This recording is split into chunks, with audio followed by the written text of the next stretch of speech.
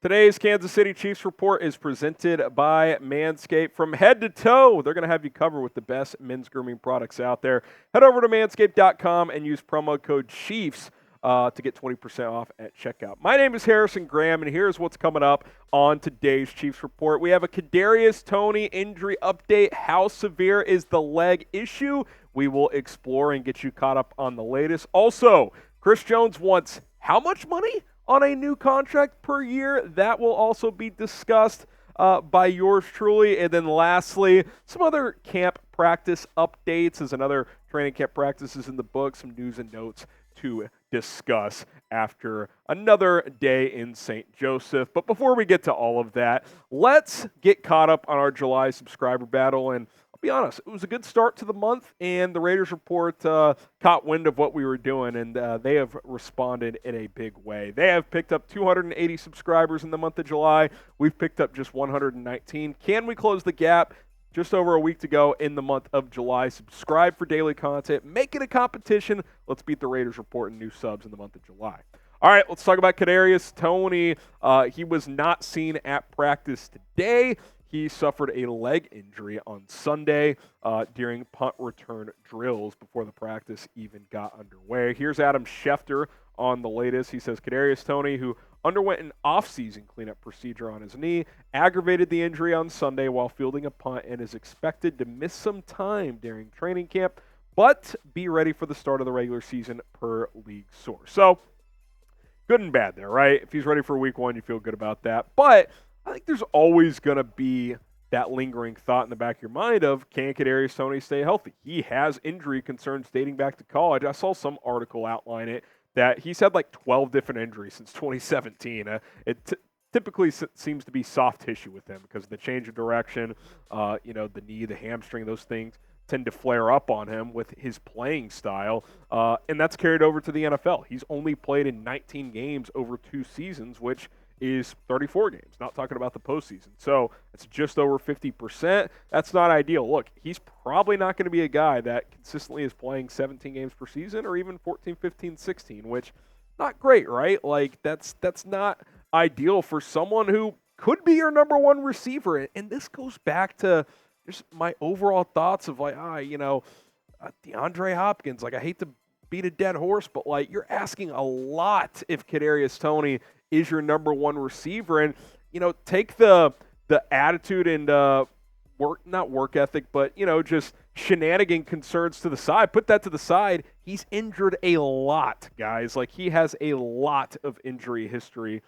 in his playing career. And we're talking about a guy that doesn't even have his 600 receiving yards in his career through 2 seasons. I like Kadarius Toney. I think the talent is awesome, but the bottom line is this is a big year for him entering year 3, and the thought that he could be your number one receiver, like, it's a bit of a concern. Now, you have other guys, good depth. We're going to talk about Rashee Rice, who's having a strong start to training camp. We're excited about him, but you need Toney out there. I mean, that's the bottom line. Can he give you 13 out of 17 games? And when he is out there, can he be productive? Like, he's not proven to be a week-to-week productive player at this point in his NFL career. I'm not freaking out, but I'd be lying if I said I wasn't at least a little bit concerned. I mean, it's so typical, right? Like, day one of training camp, if you had to poll Chiefs Kingdom, who's most likely to get hurt on day one of training camp? Kadarius Toney would be like the leading vote getter, right? And of course, not even into practice, he's returning a punt and he tweaks his knee. I mean, it's just so textbook for how this would play out. Give me a number. What is your concern level just overall with Toney? Injuries, other stuff, whatever the case may be. Scale it from 1 to 10. Pen comment on this video. So if you get hit with that ad break, let me know. Scale of 1 to 10, 1 being not concerned at all, 10 being you're panicking. I'm at a 7 right now. I am slightly more than mildly concerned. I'm not panicking, but I'd be lying if I would just be sitting here saying, yeah, I think Kadarius Toney is going to play 17 games and have 1,200 yards. Like, I just don't think that's the case. Producer Coop's the biggest Kadarius Toney fan on the planet, and I don't even think he thinks that's going to happen. I love Toney. I love the talent. Can he get on the field and stay healthy and play ball? We'll see. I hope that ends up being the case. The good news is either way, you've won the trade because he helped you win a Super Bowl, but now we're getting greedy, right? We want more. We want him to reach his potential. We'll see if he's able to do that. Let's talk about the story, I think, of the NFL right now in training camps as they are just underway. Chris Jones, holdout continues that as he remains away from training camp. Even Andy Reid admitted on Sunday that he was surprised that Jones did not report because he is under contract for this upcoming season. Now, the latest report is that he wants $30 million per year. Here's Nate Taylor of The Athletic. He says Jones and the team, led by club owner Clark Hunt and general manager Brett Veach, are at a stalemate for now as Jones seeks an extension that would pay him an average annual salary of $30 million. Now, I don't think the Chiefs will pay this.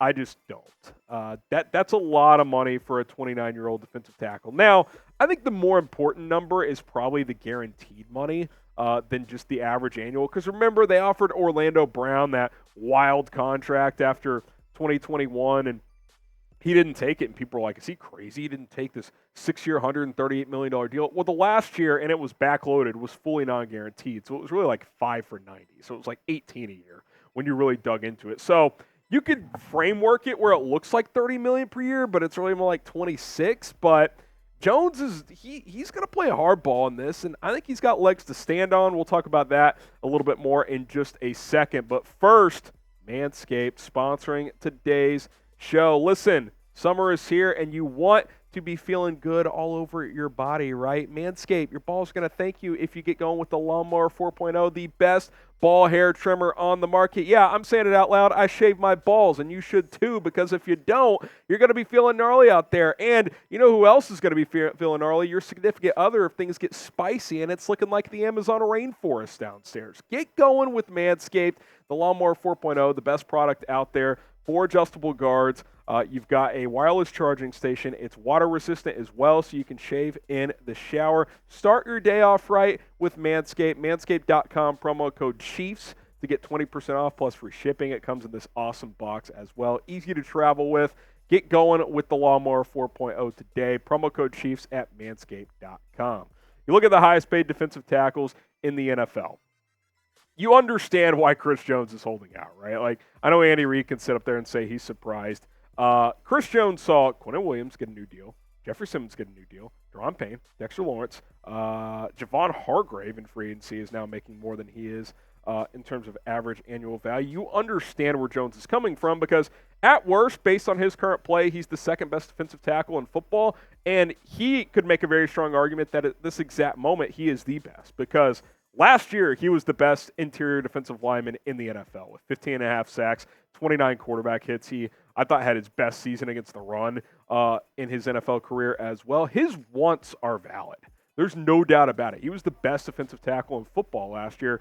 Now, and the reason he's playing hardball too is I think he knows, and his agent probably is advising this as well, he's 29. Like, if he just lets this year go, plays it out, and tries to negotiate in good faith next year, what if he has a slightly down year? And then the Chiefs are looking at this, or even other teams, if he enters free agency, he's 30 now, and linemen start to, slow down when they hit that age. He kind of did it in his 29 age season. So I think Chris Jones is playing this smart. He's like, I got to cash in one more time while I still have that number 2 on the front of my age, because if I don't and I have a down year, I'm not getting that one more big payday. So I think he's playing smart, and quite frankly, I think he's got leverage here.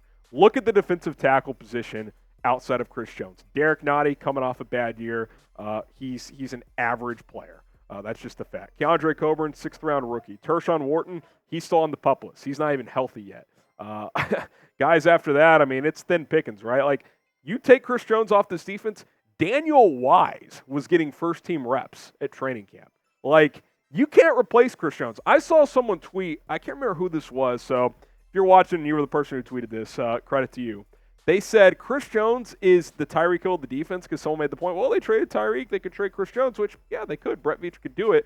Here's the difference, though. Chris Jones is the Tyreek Hill of the defense, but the defense doesn't have Mahomes and Kelsey. Like, you know what I mean? Like, who's the next best player on the defense? Nick Bolton, who I love, but he's an off-ball linebacker. L'Jarius Sneed, good ball player, but he's not a Travis Kelsey equivalent. Like, you don't have that. Like, you take Chris Jones away, this defense is below average. That's just the bottom line. And the pass rush has major question marks if he's not here as well. This is what I've projected for a while now, 4 for 100, 75 guaranteed, 25 per year. add an extra 15 mil to this if you need to, man. Give him another 10 guaranteed and let's roll. Like, give him 27, 28 per year, 80 million guaranteed. Like, sure, the back half of that 4-year extension, maybe the last year or two, it's an overpay, but like, you're trying to win now. And I know that they could look back at history and say the Tyreek Hill trade worked out for both sides. They remained flexible with the cap, and Mahomes figured it out. Well, Mahomes doesn't play defense. Like, again, like I just don't know what you're replacing Chris Jones with this year and long term if you decide to move on.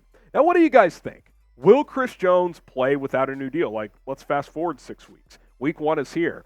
Does he play in that Week 1 game against Detroit on Thursday Night Football in front of 20 million people worldwide watching without a new contract? Type Y for yes, type in for no.